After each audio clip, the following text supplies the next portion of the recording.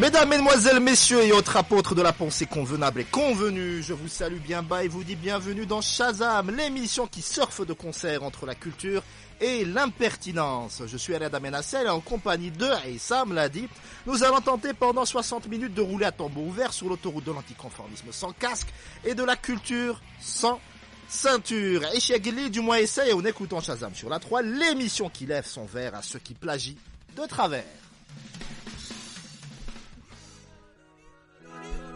Et au programme de cette première émission en direct de l'année, un plateau de choix avec une spéciale atelier du désert du Vivarium qui a vu une dizaine d'artistes de divers horizons investir terre et l'enchanteresse pour y communiquer et créer. Pour nous en parler, Jawed Belkhouja, l'éminence grise derrière cet événement qui appelle récidive urgente. Il est venu accompagné du chanteur Anis Bourahla qu'on ne présente plus, du photographe et designer Jamal Matari et de la femme qui redonne vie aux objets, en plus d'être coach de vie et d'affaires, Manel Darani. Et tout ça et bien d'autres choses encore, c'est dans Shazam, l'émission toujours copiée, jamais égalée. On le prouve tout de suite avec Iron Maiden for the greater good of God. Are you a man of peace, a man of holy war? Too many sides to you, don't know which anymore. So many full of life, but also filled with pain. Don't know just how many will live to breathe again. A life that's made to breathe destruction or defense. A mind that's fake corruption, bad or good intent. A wolf in sheep's clothing, a saintly or sinner, or some that would believe a holy war winner. They fire up many shots and many parting blows. Their actions beyond the reason only God would know. And as he lies in heaven, or it could be in hell, I feel this summer here. I'm looking for better, but I don't know. I don't know. Please tell me, know what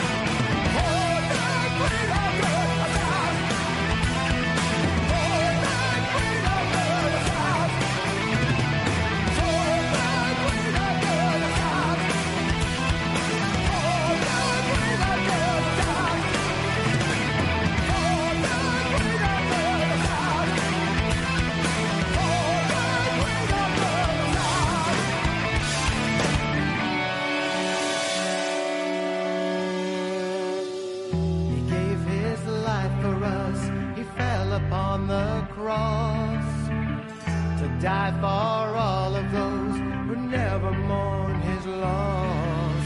It wasn't meant for us to feel the pain again. Tell me why. Tell me why.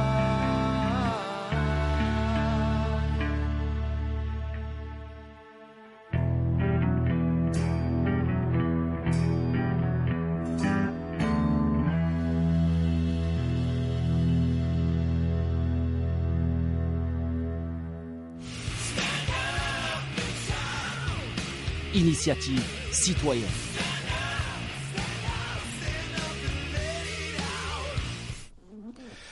Et c'est vraiment un plaisir, amis auditeurs, de reprendre l'émission en direct en votre compagnie. Vous savez qu'à Shazam, on n'est pas coutumier de la langue de bois, donc quand on vous dit quelque chose, c'est que c'est vrai. Jawed Belkhouja, bonsoir. Bonsoir Reda, merci encore une fois pour ton invitation. Merci à toi d'avoir réuni pour nous, pour cette première de l'année, une si belle brochette d'invités. Merci à eux d'être venus, merci à eux d'avoir répondu présent aussi. J'imagine que le début d'année a été, comme pour tout le monde, assez fatigant, donc merci à vous d'être là et merci à vous de nous avoir invités pour la première. Avec grand plaisir, évidemment. Comme je le disais tout à l'heure en introduction, tu es ici pour nous parler des ateliers du désert organisés par le Vivarium. C'est une espèce de workshop général avec des artistes qui viennent d'horizons divers et variés, pour utiliser la formule consacrée. Et ce qui est extraordinaire, c'est que ces personnes qui se connaissaient pas fatalement, qui se connaissaient pas forcément, qui viennent vraiment de mondes très très différents, hop, l'alchimie a pris. Oui, alors justement, oui, effectivement, on a souvent été et parfois remerciés, et parfois même ça a été un sujet qui a pu inquiéter certains. Le choix du casting a été excessivement difficile, mais c'est ce qu'on a essayé de faire. On a essayé de compléter des personnalités qui pouvaient se compléter, qui pouvaient humainement travailler ensemble, parce que comme tu l'as très bien expliqué, il y a tout un aspect, un côté où c'est workshop, atelier, etc. Mais il y avait un autre aspect qui était masterclass et c'est un peu plus des collaborations entre les artistes résidents. Alors on va essayer de parler de ça de manière ouais. chronologique. Premièrement, comment est-ce que tu as eu l'idée ? Alors, un peu folle de réunir toutes ces personnes. Il y en a eu combien au final ? Je pense qu'il y a eu en tout 40 personnes. Après, moi, il y a eu des participants. C'est pas les 40 voleurs, artistes, voilà, c'était pas les 40 voleurs. Ça aurait été, mais c'était aussi sympa par contre, que l'ambiance 40 voleurs. Voilà. Les 40 bandits, disons. Vivarium, ouvre-toi. Voilà, ça a été un peu ça au final. Et donc, il y a eu autant de participants, même qui, pour eux aussi, avaient une âme d'artiste. Donc, c'était forcément très intéressant et très intense. Il y avait certes pas mal d'artistes confirmés, avec une carrière très intéressante, qui ont apporté quelque chose, je pense, qui ont apporté le noyau même et l'âme même des ateliers du désert. Et comment tu as eu envie en fait de les réunir ? L'envie de réunir, je pense que l'idée en elle-même n'est pas forcément novatrice, puisque des workshops, des ateliers, on essaye depuis toujours d'essayer pas des masses, c'est pas avec une envergure pareille. Pas avec une envergure pareille, certes. Le but, c'est ce qu'on s'était dit. On s'était dit que le problème avec les ateliers et les workshops, c'est que quand on travaille sur certaines heures d'affilée, par exemple 5 heures, une journée, même pour les fois on peut aller très loin, c'est-à-dire fatiguer les artistes et les participants pendant une journée entière. Mais on avait toujours cette impression on n'est pas arrivé forcément à la conclusion de ce qu'on voulait faire, et on s'est dit que peut-être que si on arrivait à réunir tout le monde pendant une semaine, dans de bonnes conditions, les conditions qu'il fallait, avec le matériel pour, l'équipement pour travailler, etc. Peut-être que là, on pouvait avoir ce fil conducteur qui démarrait du début et qui allait jusqu'à la fin, et qui, en fin de compte, était un fil conducteur totalement libre pour les artistes. Il y avait certes un projet individuel, un projet commun au départ. Ensuite, il y a eu énormément de collaborations, de duos qui se sont faits par la force des choses, par la sympathie, par les affinités professionnelles, les affinités artistiques, etc. Ce qui m'intéresse in fine, c'est comment est-ce que des personnes qui se connaissent pas, accouchent d'un superbe morceau. C'était incroyable. Parfois, même en étant témoin privilégié on n'arrive toujours pas à comprendre comment cette alchimie se fait. C'est-à-dire, c'est une alchimie qui se fait avant tout humainement, artistiquement. Les conditions y étaient, on avait, comme on dit, 1 million d'étoiles au-dessus de nos têtes. À rappeler évidemment que Shazam a fait un point régulier tout au long de la semaine pour tenir nos auditeurs informés de l'évolution des ateliers. On s'était mis justement un petit peu. D'ailleurs, c'était le seul média qui était, disons, autorisé à rentrer dans les lieux. On a eu beaucoup de médias. C'est pour ça qu'on est toujours plagié et jamais égalé, voyons. Je pense, totalement. Et donc, énormément de médias étaient intéressés. On a dû malheureusement fermer énormément, se reclure sur nous-mêmes pour justement rester sur le travail artistique. Et donc je pense que Shazam était la seule émission qui était invitée à rentrer au sein de nos portes, et donc qui était invitée par l'outil du téléphone, et donc on pouvait communiquer, vous raconter, faire quelques points avec vous, etc. Je pense que c'est frustrant aussi quelque part, Essam. C'est-à-dire que Roma, ils sont à Tarit, les paysages sont magnifiques, j'avoue. il y a des plats extraordinaires, des personnes formidables. Et moi, j'ai Essam l'a dit en face de moi au téléphone. Voilà, c'est... Il a l'air sympa en même temps. Hein. Chacun son karma. Et donc voilà, donc j'avoue que souvent quand vous nous appeliez au téléphone, on était dans d'autres types d'ambiance, des ambiances totalement décontractes, on va dire, et que. Non mais aussi, on est décontracté dans l'émission. Voilà, aussi, je rassure justement, ça s'y prêtait. Alors, de manière un peu plus pratique, au final, qu'est-ce qui va ressortir un peu de ces ateliers? Au final, qu'est-ce qui a ressorti? Beaucoup de produits culturels à 360 degrés. On a eu autant de production en termes de photographie avec Jamel, même parfois en termes de projets. Avec pas mal d'artistes qui nous ont fait découvrir certains sens et qui nous ont intéressés à certains sens qu'on pouvait prendre. Par exemple, tu peux faire du name dropping. Hein. Par exemple, Jamel Matarik ça nous intéresserait beaucoup de travailler avec lui dans le sens du design. C'est une idée qui est née à Territ. Après, je pense que ce qui est le plus intéressant à dire, c'est ce qui a été fait concrètement. Et ce qui a été fait concrètement, c'est une de très belles séries de travaux, que ce soit en termes d'art plastique, de récupération artistique avec Manel Drarni qui est là. Avec Jamel Matarik qui nous a fait une série détonnante en photo, vraiment qui avait un sens. Étonnante ou détonnante explosive détonnante parce que du peu de ce qu'on a réussi à voir sur place, c'était totalement nouveau. C'était une nouvelle vision de ce qui se fait dans les photos du désert. On passe à certaines autres techniques qui ne sont pas forcément utilisées dans le désert, et ça nous a beaucoup charmé. Avec Anis Bourahla qui est présent aujourd'hui aussi, qui a travaillé avec Lotfi Attar, qui a travaillé sur un très joli morceau.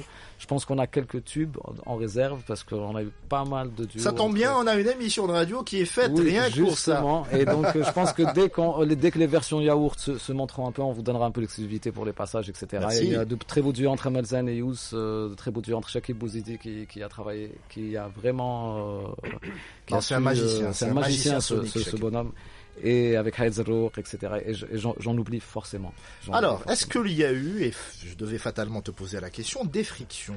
Lorsque Quincy Jones avait réuni tous les artistes de We Are The World, par exemple, il y avait une plaque à l'entrée du studio, Leave Your Ego Behind. Je pense que... Est-ce que c'était le cas aussi aux ateliers du désert? Je pense que les passions fonctionnent avec les frictions. Et que c'est parfois donc de certaines frictions. On commence à obtenir, à gratouiller un peu. Je pense que c'est totalement humain. Les frictions ont démarré dès les premières heures carrément de l'atelier, et se sont terminées jusqu'aux dernières heures aussi.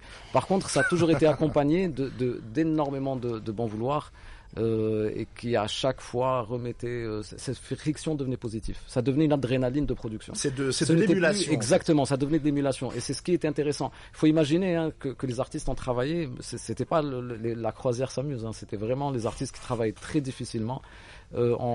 Qui travaillent très tard, jusqu'à 3h du matin. La fatigue se ressentait. Les petits déjeuners, on parlait plus de ce qu'on allait produire pendant la journée. C'est une résidence. Et donc, bien sûr, quand il y a la fatigue, quand on est isolé, quand il y a la fatigue, quand il y a cette volonté de faire, heureusement, artiste avec un peu d'égo, il faut dire aussi. Artiste avec une personnalité, voilà, c'est pas en tout cas.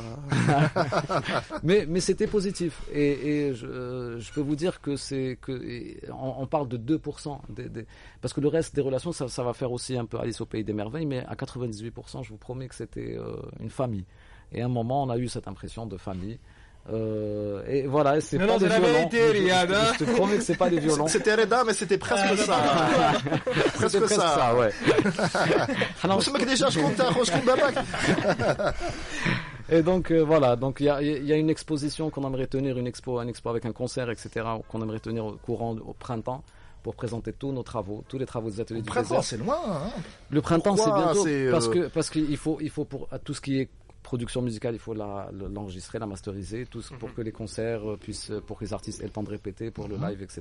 Il faut que tous les aspects art plastique, certains travaux sont encore à l'étape de croquis, à l'état disons de non fini à 100%. Il faut travailler toutes les séries qu'on a à faire avec Manel Drarni, le projet a besoin d'être terminé, retravaillé, etc. Afin de prendre un autre volume, un volume plus important pour l'exposition. Et je pense que tous les artistes sont de ce besoin. Nous aussi, en tant qu'Atelier du désert, c'est-à-dire qu'on aimerait pouvoir proposer ces rendez-vous. C'est-à-dire que les Ateliers du désert se tiendront une fois par an. Pour l'année prochaine, ça sera probablement en novembre.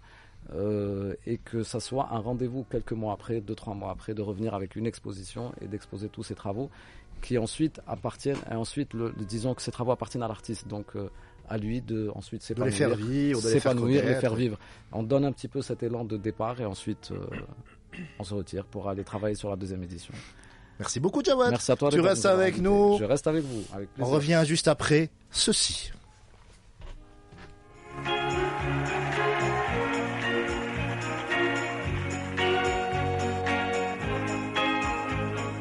Annie aime les sucettes. Les sucettes à l'année, Les sucettes à l'Annie d'Annie. donnent à ses baisers un goût anisé, Lorsque le sucre d'orge parfumé à l'année, coule dans la gorge d'Annie. elle est au paradis. Pour quelques pennies, Annie, à ces sucettes à l'année, elles ont la couleur de ses grands yeux, la couleur des jours heureux. Annie aime les sucettes. les sucettes à l'année, Les sucettes à l'Annie d'Annie. donnent à ses baisers un goût anisé, Lorsqu'elle a sur sa langue que le petit bâton elle prend ses jambes à son corps. et retourne au drugstore. Pour quelques pennies, Annie, à ses sucettes à l'année, elles ont la couleur de ses grands yeux, la couleur de jours heureux.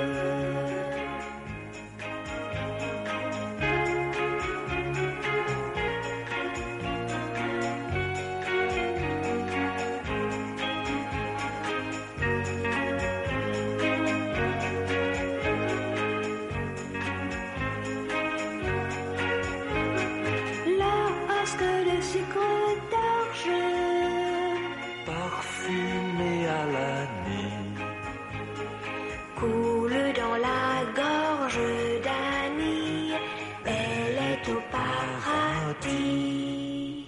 Et elle est au paradis, effectivement, c'est notre petit hommage à France Gall. Shazam, l'émission qui te lave derrière les oreilles. Et avec nous dans le studio, Amin Bourahla. Amin, bonsoir. Comment ça va? La vengeance, ça, mais c'était calculé, c'était calibré. Évidemment, c'est notre ami Anis Bourahla qui est un habitué de l'émission et c'est un plaisir pour nous de le recevoir à chaque fois. Le plaisir est pour moi, Riyad. Mais ça, quand même, ok, Amin, y a pas de, tu veux jouer à ça, y a pas de problème. Alors, Anis, évidemment, tu es là, évidemment, tu as ta propre actualité, mais tu es là aujourd'hui pour nous parler de ton expérience lors de ces ateliers du désert. Donc, premièrement, comment est-ce que tu as entendu parler de cette initiative et surtout, qu'est-ce qui t'a donné envie d'y participer? Alors, déjà, faut savoir que Jawad, c'est un ami. Donc, Je suis désolé. Je suis désolé pour toi. Alors, ça arrive au meilleur. هادشي صرا في أحسن العائلات. Sympa, mais bon, En tout cas, j'ai entendu parler des ateliers du désert et c'était pour moi une idée c'était pour moi une opportunité pour moi de rencontrer déjà beaucoup d'artistes dans plusieurs domaines, différents. Et c'était aussi cette excitation qui me poussait à aller à la rencontre de ces artistes-là. Et c'était aussi l'idée de travailler avec eux, de travailler avec quelqu'un qui est par exemple dans un domaine différent, et essayer de mélanger les deux arts en même temps, de faire sortir ou de surgir quelque chose après. Et donc ce que j'ai envie de dire, c'est que les choses, une fois là-bas, se sont passées spontanément, comme Jawed était en train de raconter. Il y avait cette fusion qui s'est créée elle-même. Parce qu'en général, le processus de création, c'est quelque chose de très solitaire. C'est un acte solitaire, c'est quelqu'un lui-même qui est en train de penser son art. Et le fait de frotter ça à quelqu'un d'autre, c'est pas forcément quelque chose d'évident la première fois. Absolument, surtout quand nous avions parfois des idées complètement différentes, ou on allait dans des directions complètement différentes, ou parfois des considérations que par exemple un artiste qui est déjà confirmé, ou qui a déjà une carrière, ou qui a déjà de l'expérience, il part dans des considérations peut-être plus compliquées, ou peut-être plus que n'a pas forcément celui qui débarque à peine. Forcément un amateur ou quelqu'un qui est comme moi. Donc une fois là-bas, les choses se sont bien déroulées. J'ai rencontré. On peut citer des noms dans l'émission. Le but, c'est de parler des ateliers. Donc voilà. C'est ça. Donc j'ai eu notamment Lotfi. J'ai eu l'honneur justement de rencontrer Monsieur Lotfi Attar et sa femme, Madame Hamida Attar, qui est une personne magnifique. Absolument. Donc au début, c'était. Est-ce que tu le connaissais déjà? Est-ce que tu écoutais Rainara? Est-ce que tu avais idée du monument que c'est en fait? Absolument. Donc Rainara, c'était pour moi dans l'univers de la musique. Il était là, il était bien présent, il était bien stable, et que toucher un petit peu à son art, toucher un petit peu à son côté personnel, qui était sa femme aussi. Donc je l'ai rencontrée, j'ai parlé avec elle, et on a eu une discussion qui a duré des heures sous la khaïma de Tarit. Donc c'était quelque chose de déjà magnifique pour moi. Ça m'avait inspiré déjà pour commencer à écrire. Clairement, c'est un cadre idyllique, c'est propice à la création, fatalement. Exactement.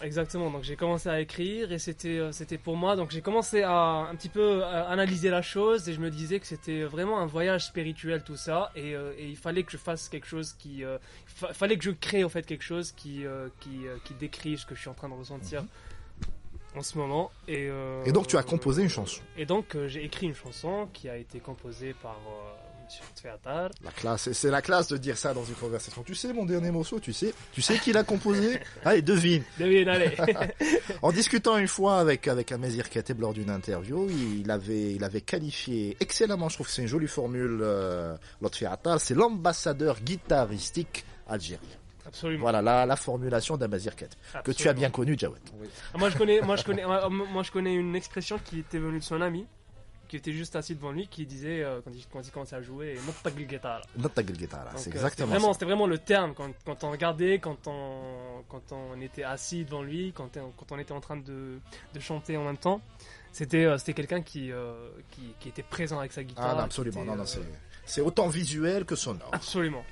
Donc c'était le show, et c'était une opportunité pour moi déjà le Vivarium de travailler. C'était une opportunité pour moi de rencontrer déjà l'artiste, de rencontrer sa femme, de le rencontrer lui en personne, de discuter avec lui, de rigoler avec lui, de blaguer avec lui parfois, et de travailler avec lui surtout sur quelque chose que j'ai... Mais comment ça se fait justement, Jawed, tu pourras répondre aussi, c'est-à-dire bonjour Monsieur Attar, j'ai envie de travailler avec vous. Comment ça se fait? C'est au bout de combien de jours d'observation? Est-ce que c'est Jawed a fait le dispatching? Comment ça se fait en fait? Je pense que Jawed pourrait répondre mieux sur cette question. Vas-y, Jawed. Je sais pas, alors non, il y a eu aucun dispatching.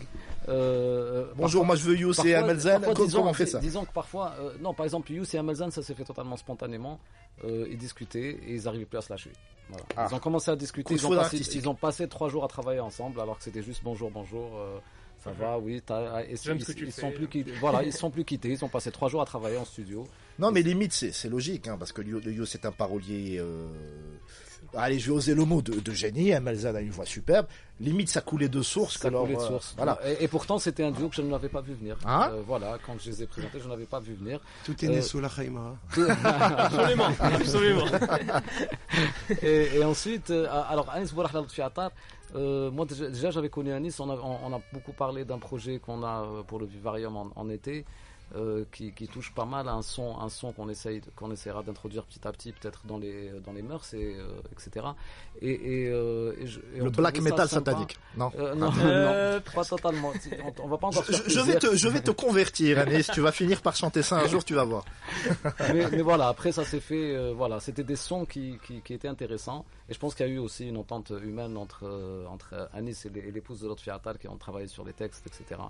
Et ensuite, où aussi Lotfi et Anis ont trouvé cette manière de travailler, parce que vous savez, il faut avoir le même rythme de travail. C'est ça, c'est exactement. Et donc, à partir du moment où ils se sont mis sur le même rythme, ils pouvaient passer des journées entières. Mais justement, c'était un dialogue d'égal à égal, ou alors tu t'es un peu écrasé devant son imposante carrière, ou alors il t'a pas fait ressentir ça, il t'a mis à l'aise.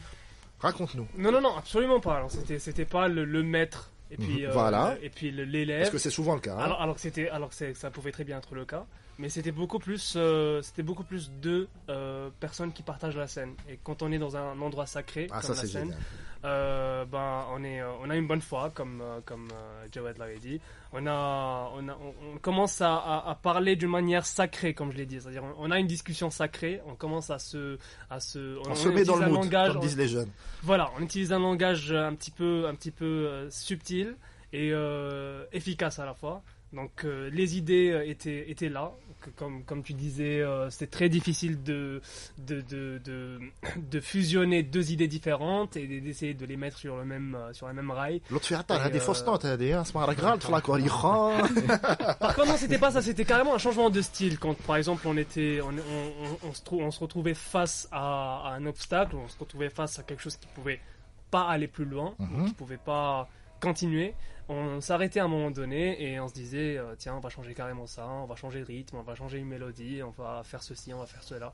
Donc c'était vraiment un workshop qui a digne de symbiose. Exactement.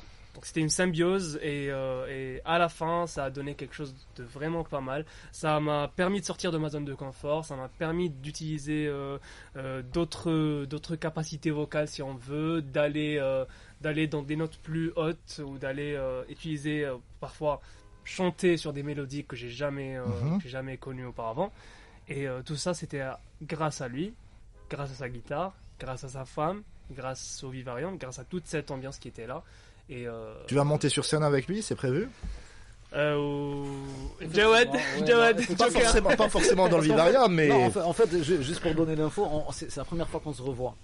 Parce que je pense que voilà. C'est grâce ou à cause de moi, ça dépend. C'est grâce à toi. C'est grâce à toi. Tant mieux, on devait se revoir dans le cadre de l'organisation justement de l'expo. Mais je pense qu'ils vont monter sur scène très bientôt dès que les arrangements seront faits. On a pas mal de surprises aussi pour le clip parce que chaque mélodie aura son clip. Ah, carrément. Voilà, donc voilà, déjà on va travailler sur le clip, etc. Et, bon, je prends 10%. Hein. je dis ça, je dirais. et donc voilà. Donc oui, je pense très bientôt. C'est durant l'expo, l'expo live où il y aura un concert justement. Ils présenteront tous les travaux. Ensuite, libre à eux. Ensuite, ils sont totalement libres de travailler comme ils veulent avec le produit leur appartient. C'est-à-dire que la composition, on n'a aucun droit d'auteur ni aucun droit de regard sur la production qui est née des ateliers du désert. Donc c'est très important de le dire. Donc à partir de là, ils peuvent participer au festival, porter leur duo ici et ailleurs, vraiment à leur rythme. Et je pense qu'ils ont tous les deux l'expérience pour et la carrière pour. En tout cas, tu voulais toucher des choses différentes, Anis, évidemment, El Mukhtalif.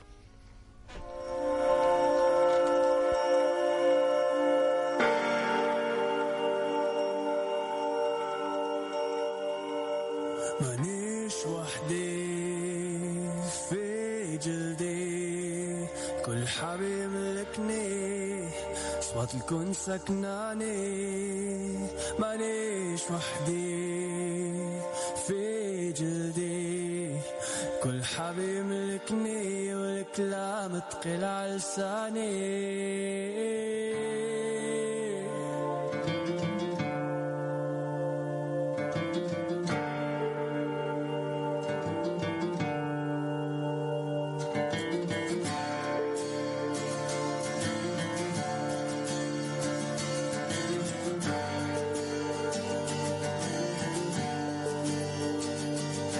شوفوني مختاري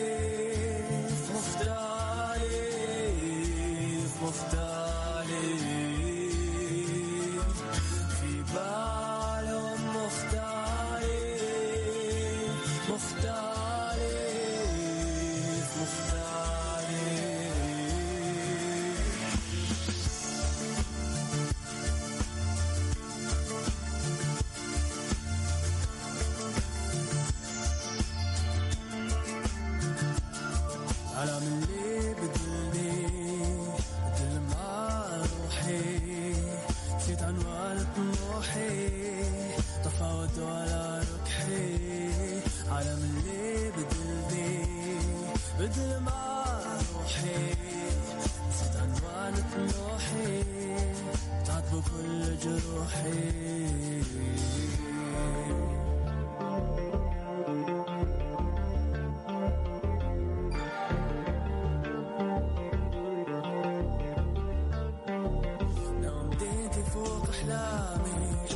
وحيوط هضل وهامي لو كان نقدر نهدم مكاني بعينيك نعود بزماني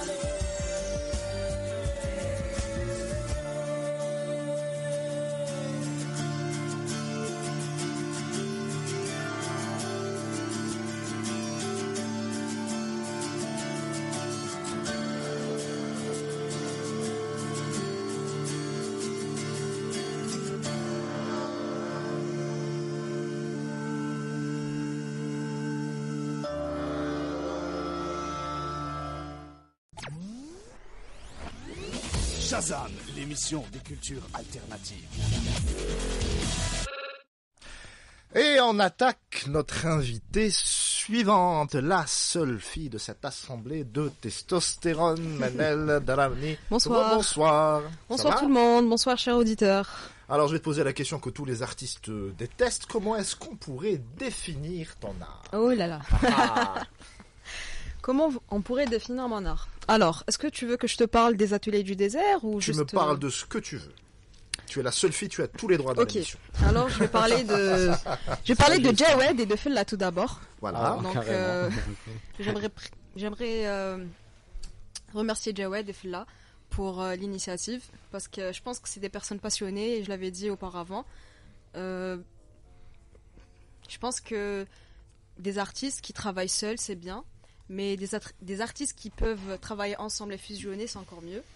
Parce que d'après mon expérience que j'ai vécue au Vivarium, enfin atelier du désert, il y avait l'aspect partage, il y avait l'aspect chaleur humaine. On avait des mentors sans même s'en rendre compte, donc on allait vers les autres. Sans forcément ce rapport hiérarchique. Oui, sans rapport hiérarchique. On a une idée, on ne réfléchit même pas au fait de devoir y réfléchir seul ou on va en fait... directement parler aux autres et ils nous aident en fait, d'une certaine manière ils nous aident et c'était vraiment magnifique. J'aimerais remercier Myriam Zegat, Yasmine Borouila, Adlan Jafal, Merim qui sont prévus pour la semaine prochaine et ils vont venir dans Shazam. J'aimerais les remercier parce qu'en fait ils m'ont beaucoup apporté. Au début j'avais pas vraiment d'idée, donc Fella m'avait contacté, c'était 2 jours avant ma soutenance. J'étais vraiment dans le bain de l'architecture, la soutenance, fin d'études et tout ça. Et je lui ai dit, écoute, on en reparle après ma soutenance. Mais ça m'a l'air d'être bien et tout, donc on en reparle après. Et puis on en a reparlé, j'ai accepté. Et je me suis dit, bon, maintenant, qu'est-ce que je vais faire? Qu'est-ce que je vais faire? Je n'avais vraiment aucune idée. Donc moi, ce que je fais... tous les jours, c'est recycler, récupérer des... Alors, tu as justement une citation très intéressante que je vais me faire un plaisir de communiquer à nos auditeurs. Alors, tu disais, ouvrez les guillemets, je faisais des créations pour moi que je laissais dans ma chambre. Par la suite, après prise de conscience, j'ai su que ce que je concevais était de la sculpture, faire de l'art sans même s'en rendre compte. C'est ça. L'art Tamishi Blahani. Tamishi Blahani, quoi. T'es là, t'es seul, tu fais quelque chose, ça te passionne, ça t'apporte quelque chose sur le plan personnel. Et on se dit pas que ça pourrait apporter quelque chose à autrui, parce que c'est quelque chose qu'on conçoit seul. Et du moment où on l'a pas partagé, on connaît pas encore l'impact. Et en fait, c'est le fait de sortir de, comme tu avais dit Anis, c'est la zone de confort. Le fait de sortir de sa zone de confort et se dire pourquoi pas, je pourrais le partager avec d'autres personnes, je pourrais en parler et on verra ce que ça pourra donner. Et je me suis lancée et en fait, c'est comme ça que j'ai connu Jawed et Fella. Parce qu'en fait, j'ai fait une exposition au sein du Vivarium avec une performance en live. Donc j'avais récupéré 3 bouteilles de zeytoun. Comme tu viens de faire au salon d'honneur de la radio à l'instant, tu as essayé de subtiliser un vase. On dit tout dans Shazam. Bah oui, voilà. Donc en fait, j'avais récupéré 3 bouteilles. On m'avait dit que j'allais faire une performance 2 heures avant. Donc je savais pas du tout. Encore une fois, en fait, c'est ça, je pense que c'est ça. C'est bien. C'est trop un truc du Vivarium que vous annonce quelques heures à l'avance que vous allez faire un truc. C'est totalement ça, en fait. Tu as tout compris.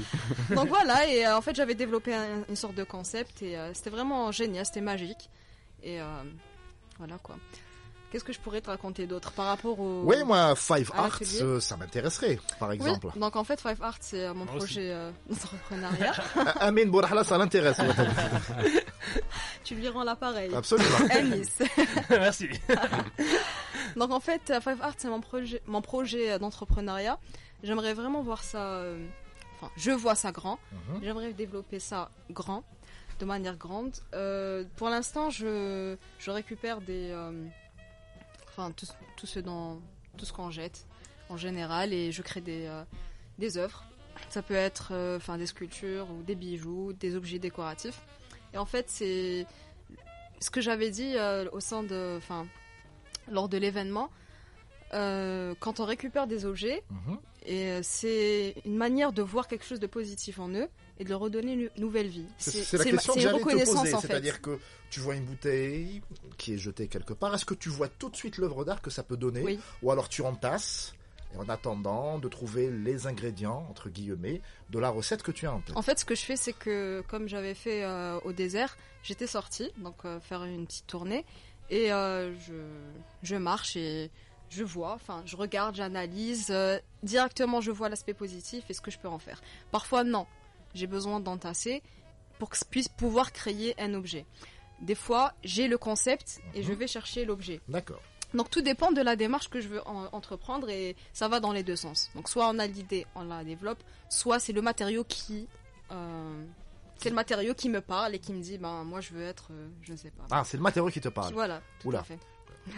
Est-ce qu'on a un psychiatre, le psychiatre de permanence de la radio est-il Et donc Five Arts, pour rebondir. Ouais. Ça verra le jour quand, ou de quelle manière Alors en fait Five Arts, j'ai commencé ça fait 1 an. Donc ma cuisine me sert d'atelier. Donc c'est ouvert de minuit à 6h du matin. Ah, on peut venir dans ta cuisine de minuit à 6h du matin. C'est noté. Faut pas faire de bruit. Il y a des gens qui dorment. Donc dès que j'ai eu l'idée, je me suis dit je me lance tout de suite. J'avais pas envie de finir mes formations parce que j'ai envie de me former dans le design d'intérieur, faire des spécialités en recyclage, connaître plus de techniques dans le domaine. Je me suis dit je me lance dans ce que je sais faire maintenant et tout en me formant, donc je vais faire mûrir mes compétences et puis après ça sera grand tout seul en fait. C'est joli, c'est une jolie conclusion. Jamal Mantari, est-ce que de votre côté, tiens je te tutoie, est-ce que de ton côté ça va être grand tout de suite aussi? Grand, c'est-à-dire grand. Bon, d'abord, je vais commencer par les remerciements. Ah, mais vous êtes très conventionnel, en fait, les artistes. Non, ça va venir, ça très va protocolaire, très d'accord, remerciements. Non, mais c'est important de remercier les deux personnes, Fella et Jawed, de m'avoir offert cette occasion, parce que c'est très rare des occasions pareilles, et c'est ma première expérience dans des ateliers comme ça.